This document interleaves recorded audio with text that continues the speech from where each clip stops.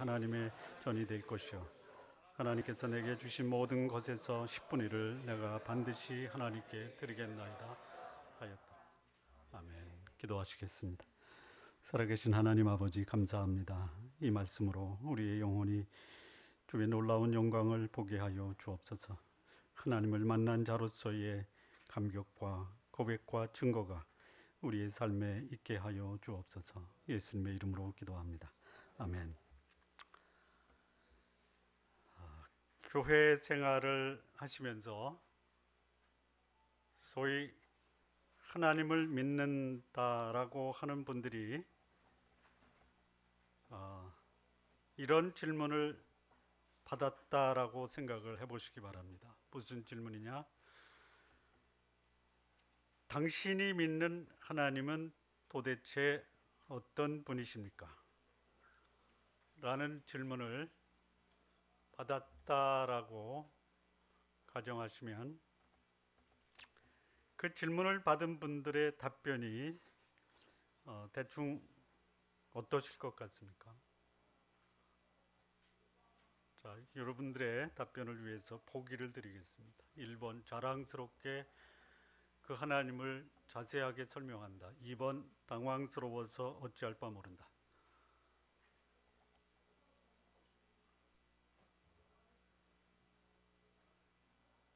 제가 드린 말씀 이해가 되십니까? 1번이십니다. 예. 우리 좋은 나무 교회에 출석하시는 성도 여러분은 감격스럽게 내가 믿는 하나님을 자신 있게 그 질문하는 분에게 답변할 수 있으시기를 바랍니다. 당황하시지 마시고요. 그런데 당황하는 분들이 많습니다. 신앙생활이 뭐냐라고 질문을 받아도 그저 종교는 기독교고 주일에 예배 참석하고 시간이 되면 교회 봉사하는 것, 이것이 신앙생활이다라고 생각하는 분들이 계십니다. 그래서 그 대가로 하나님의 도움을 받아 세상에서 잘 되는 것을 기대하며 사는 분들도 계십니다. 그런 기대와 소망을 갖고 신앙생활하는 것 잘못되었다라고 말씀드리고 싶지 않습니다. 그런데 그런 삶이 신앙생활의 전부가 아니다라는 것을 모르고 신앙생활하는 것이 문제입니다. 아니면 그런 삶이, 즉 예배드리고 봉사하고 또 하나님의 도움을 받아 세상에서 잘 되는 것이 신앙생활의 전부다 라고 생각하는 것이 신앙생활을 제대로 못하게 할 수도 있다라는 것입니다. 공감이 되면 자, 신앙생활이 뭐냐? 신앙생활은 예배드리고 봉사하는 것이 아니고 신앙생활은 하나님을 만나는 것으로부터 시작이 되는 겁니다. 그 하나님이 어떤 분이신가를 알고 그분 앞에서 자신의 삶을 어떻게 살 것인가 성찰하고 그분의 뜻에 순종하는 삶을 사는 것이 바른 신앙생활입니다. 하나님에 대해서 듣고 하나님의 이름으로 복을 받아도 하나님을 직접 만나는 경험이 없었다면 그 사람은 신앙생활을 제대로 하고 있다라고 말할 수가 없습니다. 야곱의 삶을 돌이켜 보면 야곱은 하나님의 뜻을 알고 세상에 출생한 사람입니다. 어려서부터 하나님에 대해서 많이 들어왔던 삶을 살았을 것입니다. 뿐만 아니라 야곱은 하나님의 이름으로 복을 받은 사람이었습니다.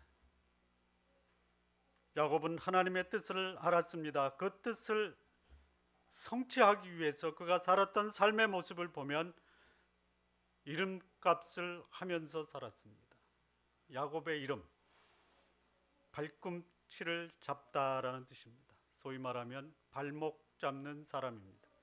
형을 속였습니다. 형과 싸웠습니다. 형의 특권을 빼앗은 삶을 살았던 사람입니다. 그의 삶이 너무나 명백했기 때문에 그의 아버지 이삭은 야곱을 가리켜 이렇게 말을 합니다. 이삭이 가로되, 창세기 27장 35절입니다. 이삭이 가로되 내 아우가 간교하게 와서 내 복을 빼앗았도다.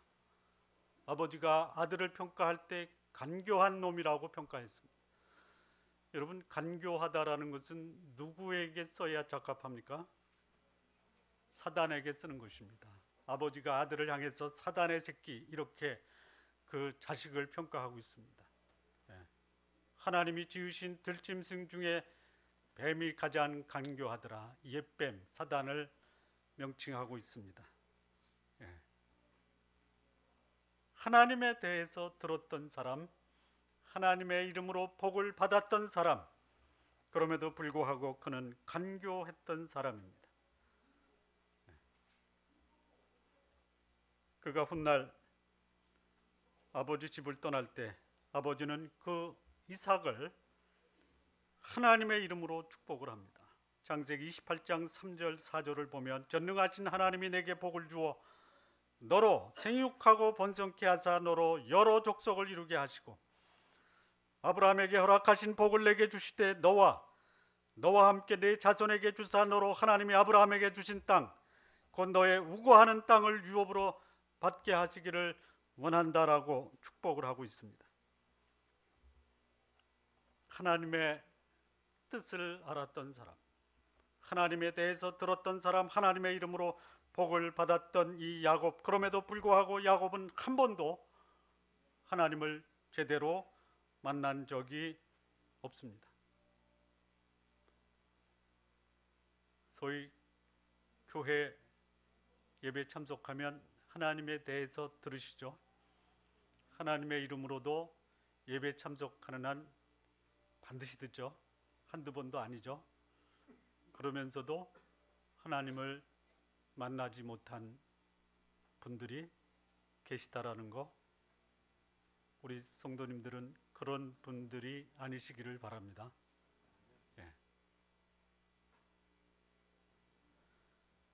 자, 명분이야 어쨌든 간에 신앙의 배우자를 만나기 위해서 야곱이 하란으로 떠나고 그 떠나는 아들 야곱을 위해서 아버지가 복을 빌어줍니다.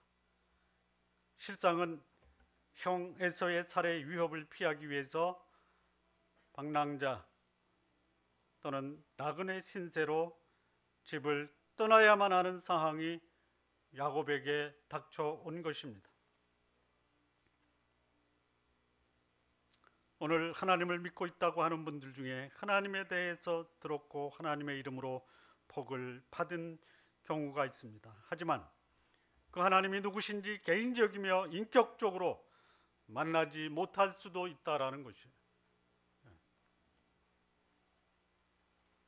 우리 좋은나무교회 성도님들, 하나님에 대해서만 알고 믿는 것을 넘어서서 개인적이며 인격적으로 하나님을 만나시기를 진심으로 기원합니다.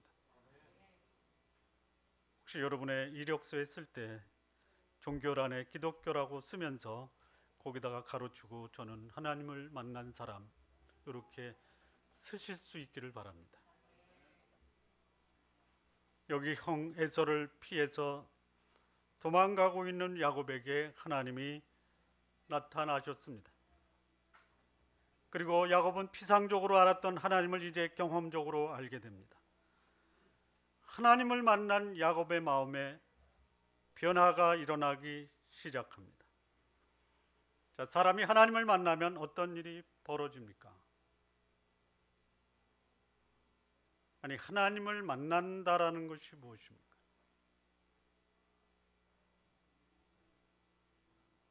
하나님을 만난다라는 것이 무엇입니까? 여러분, 먹고 사는 문제에 목숨을 걸어 보셨습니까? 뭐 당연히 하나님이 주실 텐데 거기에 목숨까지 걸 필요가 뭐가 있습니까? 그냥 편안하게 주어진 일에 최선을 다하고 먹는 거 가지고는 목숨을 걸지 않습니다. 그러시죠? 아니면 목숨을 거십니까? 그냥 대체로. 여러분, 목숨 걸지 않으면요 목숨을 부지할 수 없다라는 거 아십니까? 그러니까 먹고 사는 일에 목숨 거시기 바랍니다. 예? 그런데 내 생명, 내 영혼, 예? 내 영혼의 영생에 대한 문제, 그 문제를 위해서도 여러분의 목숨을 좀 거시기 바랍니다. 그런데 왜 그렇게 많은 분들이 내 인생, 영혼, 생명 이 문제에 대해서 무관심하고 외면하는지 모르겠어요.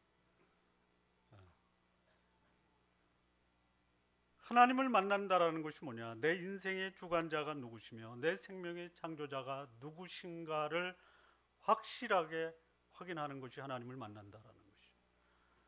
여러분, 이 말씀 들어보셨습니까? 제가 앞부분만 할 테니까 뒷부분은 여러분이 하시기 바랍니다. 배부른 돼지보다는 배고픈 소크라테스가 되라. 근데 우리는 배부른 돼지가 배고픈 소크라테스보다 낫다 라고 생각하고 살 수 있다라는 것이. 자, 오늘서부터는 배부른 돼지보다는 배고픈 소크라테스가 되겠다, 이렇게 생각하시면서 사시기 바랍니다. 아멘 안 하시네.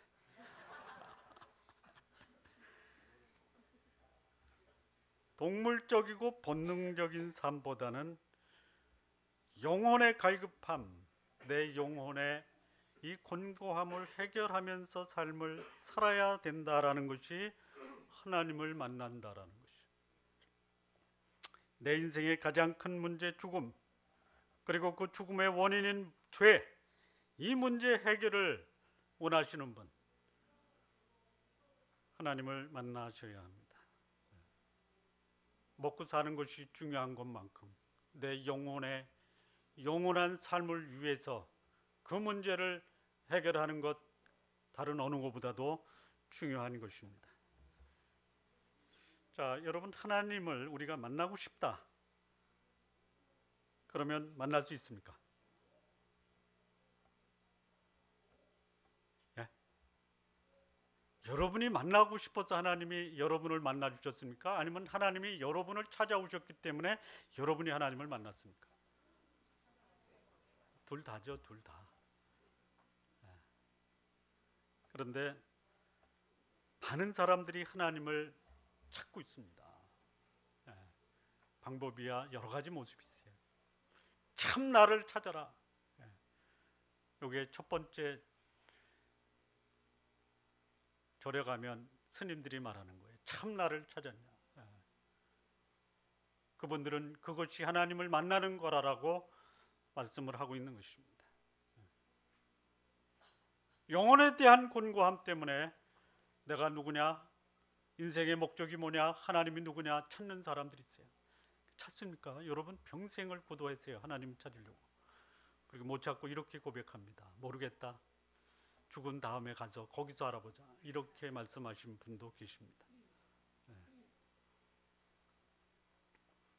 그런데요, 하나님이 우리를 만나시기를 원하십니다. 그리고 그분을 만나시려면 그분이 우리에게 말씀하신 하나님의 말씀으로 우리의 눈을 돌려야 됩니다. 하나님을 개인적, 인격적, 경험적으로 만난 사람은 그 삶에 변화된 모습이 있습니다.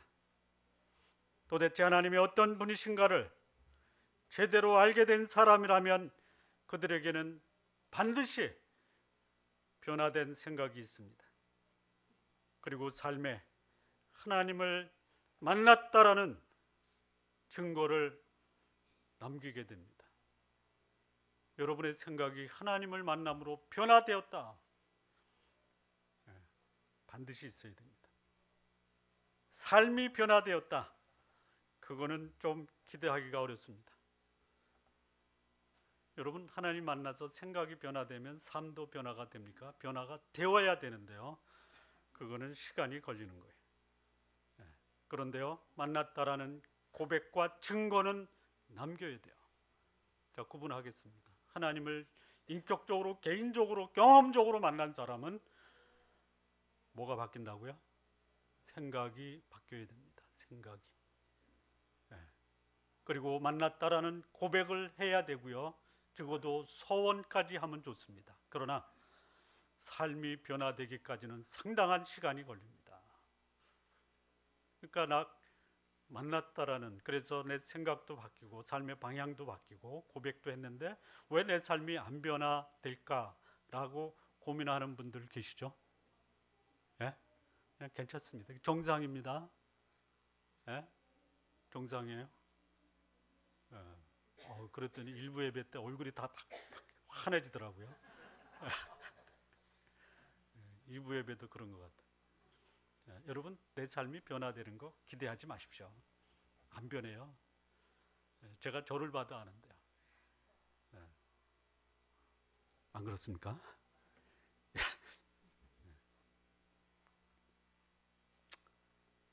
자, 그런데요, 하나님을 제대로 만나지 못한 사람은 생각도 안 변하고 고백도 없고 뒀다 봐도 똑같습니다.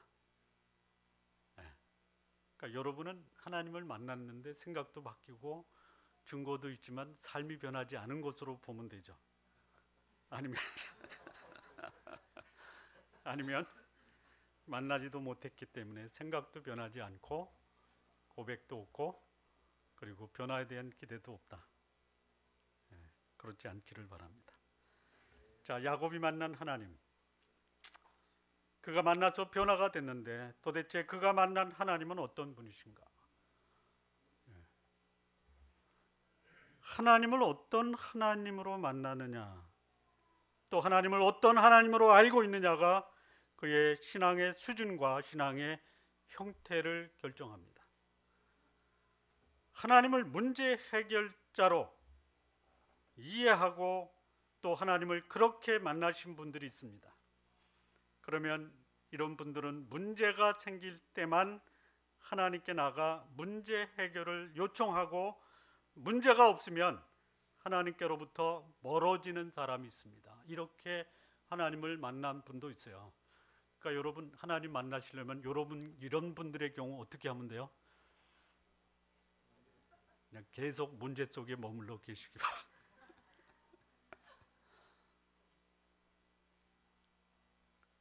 자, 하나님을 또 자신의 헌신과 봉사의 대상으로 이해하는 분들도 계십니다. 왜 그렇습니까? 이런 분들은 내가 하나님께 헌신하고 봉사하니까 그의 상응한 대가를 주실 것이다라고 기대하면서 하나님께 봉사하는 거예요. 하십시오. 하십시오. 그런데요, 여러분, 내가 하나님께 봉사하니까 하나님이 기뻐하신다 라고 생각하는 것보다 하나님이 여러분의 봉사 없으면 하나님이 기뻐하지 않습니까? 아니, 하나님이 여러분의 봉사가 있으셔야만 기뻐하십니까?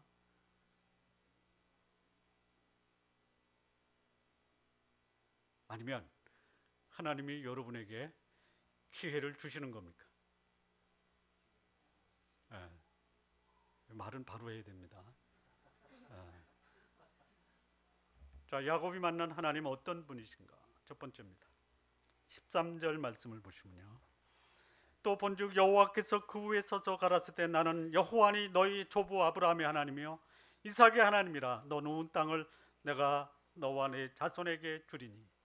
자, 이 창세기 28장 13절에서 나오는 말씀 중에 가장 눈에 띄는 단어 또는 중요한 단어가 뭐겠습니까?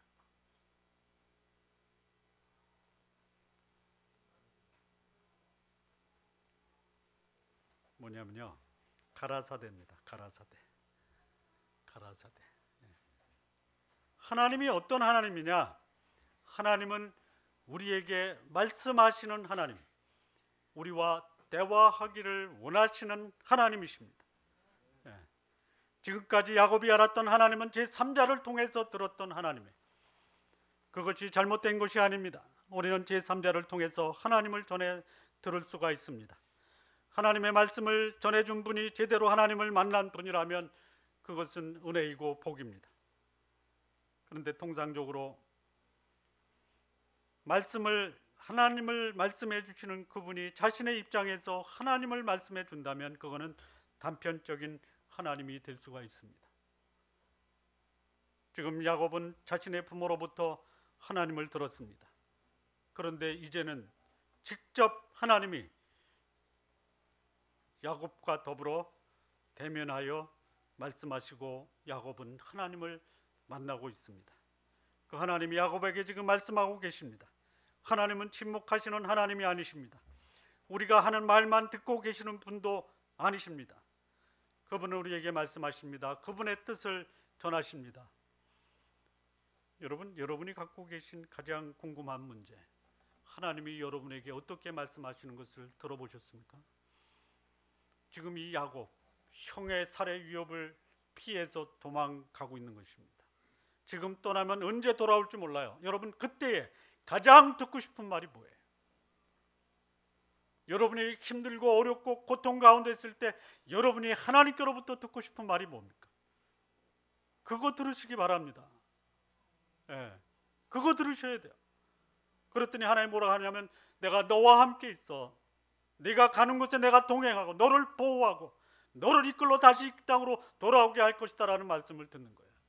이 말씀을 들은 야곱은 어떻겠습니까?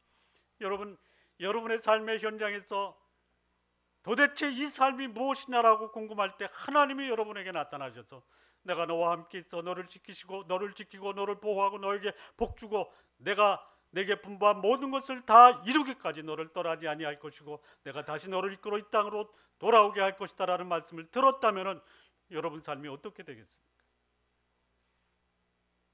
여러분 삶에 여러분에게 말씀하시는 하나님의 음성을 들으시기를 바랍니다.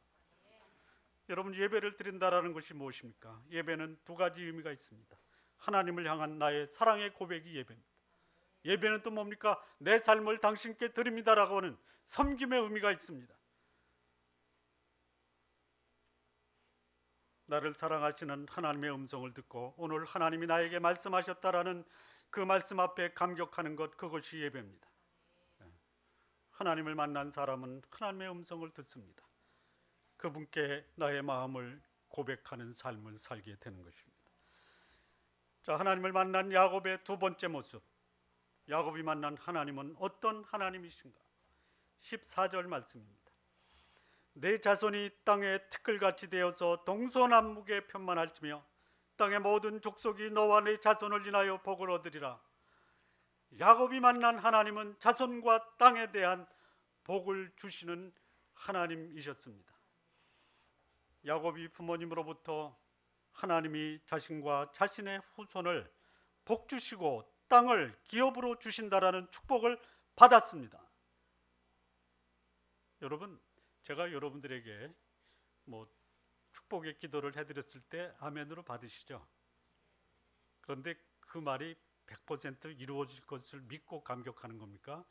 아니, 저주를 내린 것보다 복을 빌어주니까 좋으니까 그냥 기분 좋은 겁니까?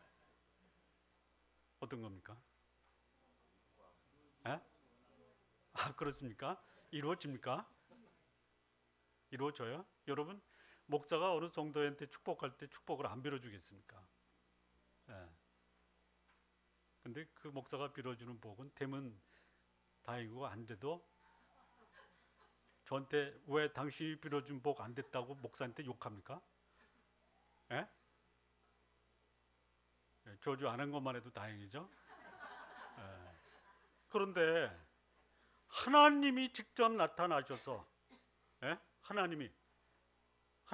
하나님은요, 그분이 하신 그 축복과 그 약속을 다른 누군가에 빗대서 할 수 없어요. 내가 이게 안 되는데 내 손가락 가지고 약속하는 사람 있죠. 하나님은 자신의 명예를 걸고 축복을 해주시는 분이에요. 왜? 그분보다 높은 권위가 없으니까. 이렇게 말씀하셨어요. 내 자손이 땅의 티끌같이 되어서 동서남북에 편만할지며 땅의 모든 족속이 너와 내 자손을 인하여 복을 얻으리라. 자, 야곱은 어떤 사람이었습니까? 이 복을 쟁취하기 위해서 형 에서로부터 장자권과 축복권을 빼앗은 야곱이었어요. 그런데 하나님으로부터는 직접적으로 이런 축복을 받지 못했어요. 그런데 하나님이 야곱에게 직접 말씀하시면서 그의 후손과 그의 후손이 차지할 땅에 대한 복, 그리고 그 후손을 통해서 천하 만민이 복을 얻을 그 축복의 약속을 하시는 것이에요. 요즘 페이스북에 당신의 묘비명에 뭐라고 쓰겠습니까? 라고 하는 게 많이 돌아다니시죠? 모르세요? 저를 감동시킨 그 묘비명을 하나 쓴 분이 있는데 이렇게 썼더라고요. 자신을 위해서는 복을 못 누려도 남을 위해서는 남들을 복되게 한 사람 여기 잠들다, 이렇게 묘비명에 쓰겠대요. 감동 받으십니까? 이게 무슨 소리인지 알아요? 나는 거지같이 살아도 나는 다른 사람을 위해서 내 삶을 드렸습니다, 이 얘기예요. 여러분 거지같이 살고 다른 사람 도울 수 있습니까? 그런 묘비명 남기지 마십시오. 주신 복을 남은 저 실컷 누리고 남는 거 나누겠습니다, 이렇게 하시기 바랍니다. 아니 그게 맞지. 묘비명에 그랬대요. 자신을 위해서는 남은 것이 없고 자기의 인생 다 전체를 다른 사람에게 바쳤던 사람 여기 잠들다, 이렇게 묘비명에 쓰겠다라고 하신 분이 계세요. 그렇게 하지 마십시오. 예? 좀 그렇다고 끄떡끄떡 좀.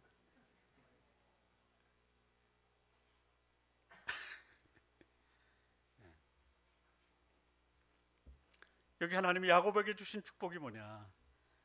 단순히 후손의 축복, 땅의 축복이 아니라 그 자신도 축복을 누립니다. 뿐만 아니라 땅의 모든 족속이 자신과 후손을 통해서 복을 얻게 된다라는 축복의 통로라는 축복을 받은 거예요. 이런 복이 얼마나 큰 축복입니까?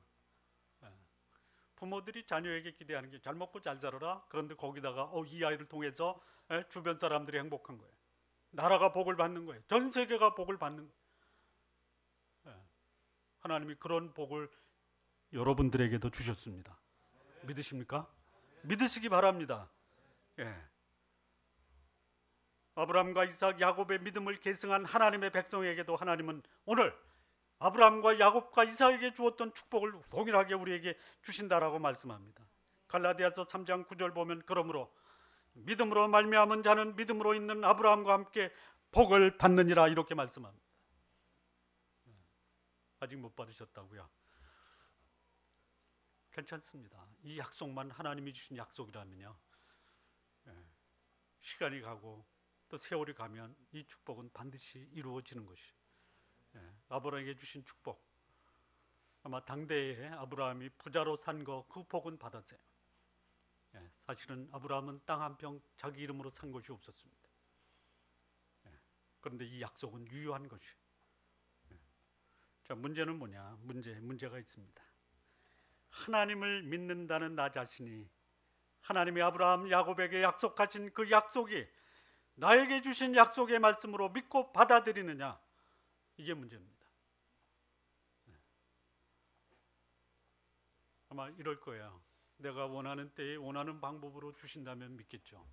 근데 하나님이 여러분의 방법과 여러분의 때에 하나님이 약속하신 것을 이루어 주시지는 않는다라는 것입니다. 그렇다고 그분이 약속하신 거 결코 변화될 수가 없습니다. 하나님은 인생이 아니시기 때문에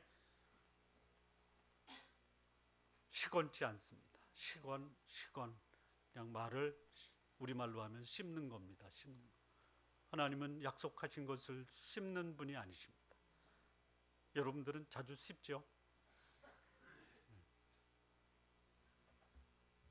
하나님은 하나님의 말씀인 성경을 통해서 아브라함과 이삭과 야곱에게 주신 그 약속의 복을 우리에게도 주셨습니다.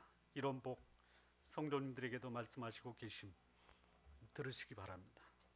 그리고 기다리시고 기대하시기 바랍니다. 자, 문제가 또 있습니다. 하나님이 주신 복이 문제가 있습니까? 그 복을 받는 사람이 문제가 있습니까? 하나님이 주신 복 두 가지예요. 첫째는 집안 잘 되는 거예요. 두 번째는 생업이 잘 되는 거예요. 요거는 문제가 없습니다. 집안 잘 되고 생업 잘 되는데 문제가 없습니다. 문제는 뭐냐?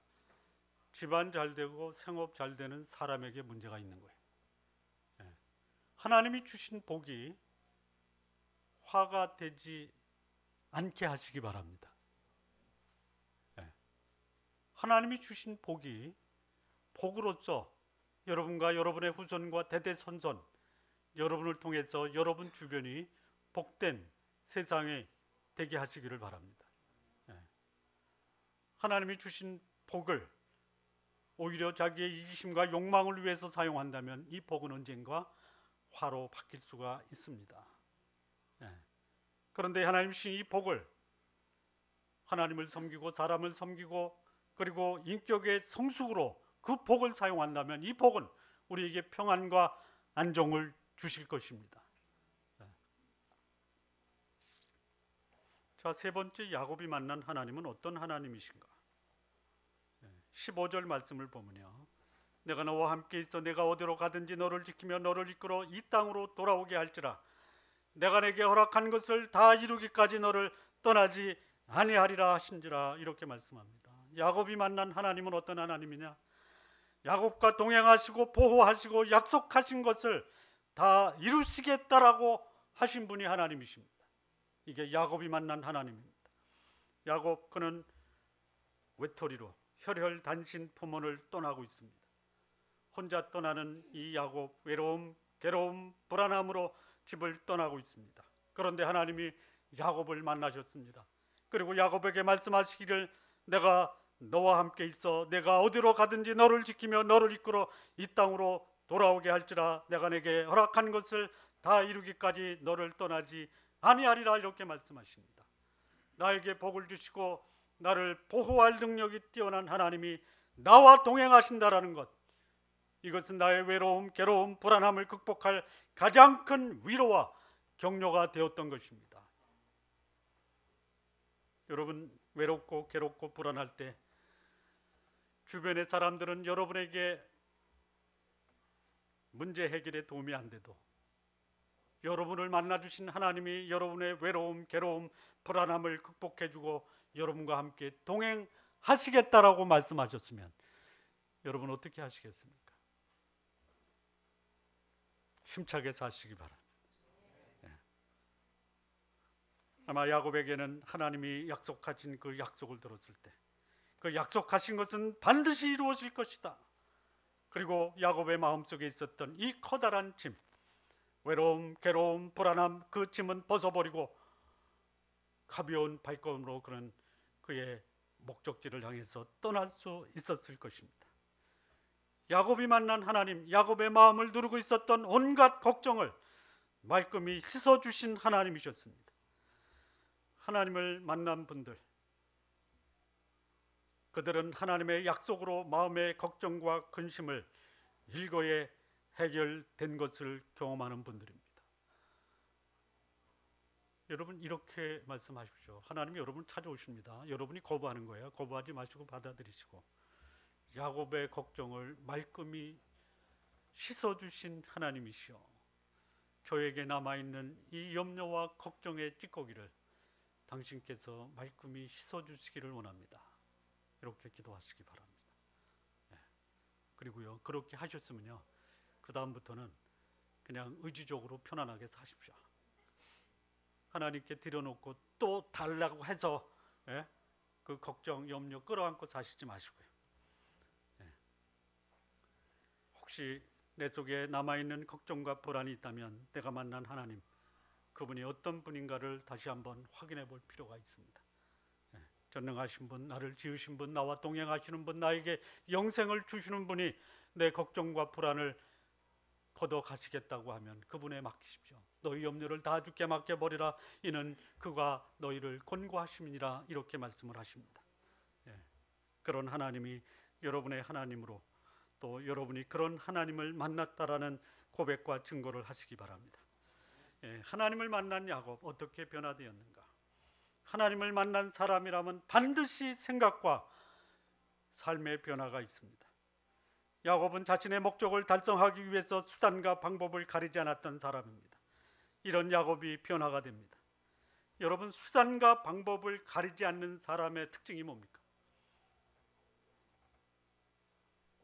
몰라요? 겁나는 사람이 없는 사람이에요.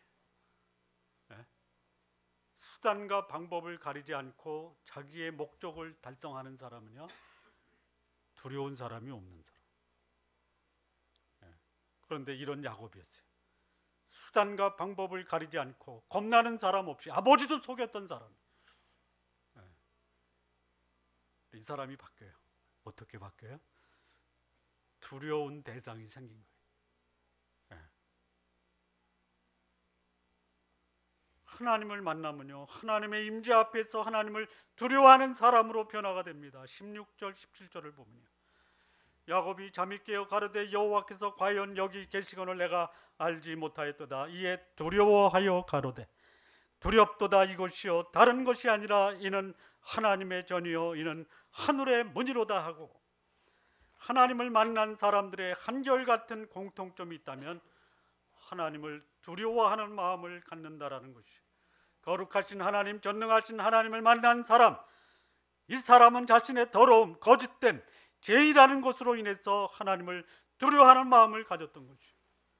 그 전에 야곱을 보면 사기치고 거짓말하고 빼앗고 발목 잡으면서도 아버지도 두려워하지 않았어요. 하나님 의식은 전혀 없었던 사람이에요. 그런데 이 야곱이 변화가 됩니다. 하나님을 만났다고 하면서 그는 자신의 더러움, 거짓됨, 죄이란 사실을 깨닫고 하나님을 두려워하는 마음을 갖게 된 것이죠.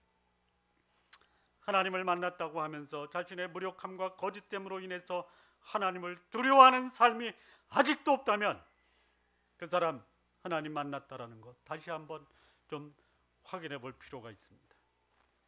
야곱은 이제까지의 삶, 자신의 잔꾀로 살아왔던 사람이 하나님을 두려워하는 것보다는 자신의 목적을 위해서 서슴없이 거짓을 행했던, 그리고 그렇게 살아왔던 사람입니다. 근데 이런 야곱이 변화가 되는 것이 하늘을 두려워할 줄 아는 사람이 되었습니다.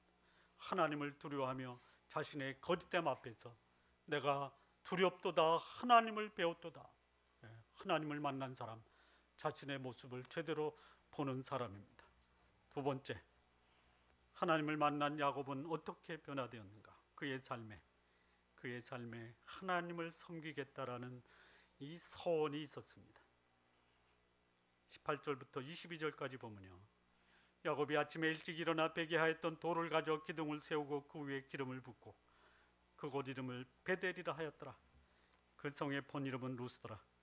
야곱이 서원하여 가로되 하나님이 나와 함께 계시사 내가 가는 이 길에서 나를 지키시고 먹을 양식과 입을 옷을 주사 나로 평안히 아비 집으로 돌아가게 하오시면 여호와께서 나의 하나님이 되실 것이요 내가 기둥으로 세운 이 돌이 하나님의 전이 될 것이요 하나님께서 내게 주신 모든 것에서 10분 1을 내가 반드시 하나님께 드리겠나이다 하였더라. 야곱이 하나님을 만난 후에 그는 하나님이 누구신지 제대로 알았습니다. 자신에게 복을 주시고 그 복을 반드시 실현하시는 하나님을 알게 되었습니다. 그리고 자신의 삶을 하나님과 동행하는 삶을 살 것을 소원합니다. 또한 자신을 섬기는 하나님을 위해서 하나님의 집을 만들겠다라고 소원합니다. 나를 만나 주신 것을 기념하고 하나님 만난 것을 결코 잊지 않겠다라는 차원에서 자신이 하나님 만난 곳 베델은 하나님의 집입니다. 야곱이 어려움을 당할 때마다 하나님은 야곱에게 베델로 올라가라, 하나님 만났던 곳에 가서 하나님을 경험했던 것을 상기하고 다시 하나님과 더불어 인생을 다시 시작하라라고 말씀하십니다. 야곱은 그가 어려울 때마다 하나님을 만났던 베델에 올라가서 그는 하나님과 자신의 삶을 다시 한번 점검하는 삶을 삽니다. 하나님을 만난 사람, 하나님을 만났던 경험을 결코 잊을 수가 없는 것입니다. 하나님을 만났다라는 것을 평생에 간직하며 기념코자 하는 마음을 갖게 되는 것이 하나님을 만난 사람들의 공통점입니다. 여러분, 기분 좋아도 하나님 만나시고요, 기분 나빠도 하나님 만나시기 바랍니다. 그리고 만난 그 기억을 평생에 간직하시고, 내가 만난 그곳을 내가 하나님을 만났다라는 기념으로 하나님의 집으로 삼는 서원도 여러분 가운데 있게 되기를 원합니다. 하나님을 만난 경험이 계십니까? 하나님을 만난 분, 하나님을 만났다라는 증거를 볼 수 있어야 됩니다. 적어도 하나님을 만난 경험을 감격스럽게 증거할 수 있어야 됩니다. 또한 전능하신 하나님, 나에게 복을 주신 하나님을 만났다라는 증거로 그 하나님을 평생에 인정하는 삶의 증거도 갖고 계시기를 바랍니다. 여기 야곱이 하나님을 만났고 그 만난 감격을 가지고 하나님의 집을 짓겠다라는 것과 11조 하겠다라고 했는데요, 여러분 11조에 대해서는 제가 몇 번 말씀드려서 안 합니다. 할 수만 있으면 하십시오. 그런데요, 11조 하고 다 끝냈다고 하지 마시고요, 신약에서는 11조보다는 오히려 연보 또는 헌금입니다. 연보 또는 헌금. 그래서요, 그냥 제 개인적인 생각인데요, 11조보다 헌금 연보를 더 하시기 바랍니다. 괜히 부담스러운 말씀에서 죄송한데요, 해보시면요, 하나님이 진짜 내가 하나님 잘 믿고 있구나 라고 나한테 복을 주실 거예요. 여러분 스스로. 마무리 짓겠습니다. 내 인생에 하나님을 만난 경험이 있으신가? 하나님을 만났다면 내가 만난 하나님은 어떤 분이신가? 여러분, 나에게 말씀하시는 하나님의 음성을 들으셨습니까? 나에게 축복하시는 하나님을 만나셨습니까? 나를 평생에 보호하시고 인도하시고 동행하신다라는 하나님을 만나셨습니까? 하나님을 만나셨다면 그 하나님이 나의 삶에 어떤 변화를 주셨는가? 나는 지금 하나님을 두려워하는 삶을 살고 계십니까? 나를 만나주신 그 하나님께 하나님을 하나님으로 인정하는 삶의 증거를 가지고 계십니까? 우리 성도 여러분, 하나님이 여러분의 하나님이라면 여러분의 하나님으로 모시고 사시는 아름다운 고백과 증거, 여러분 모두의 삶에 반드시 있기를 진심으로 바랍니다. 기도하시겠습니다. 하나님 아버지, 감사합니다.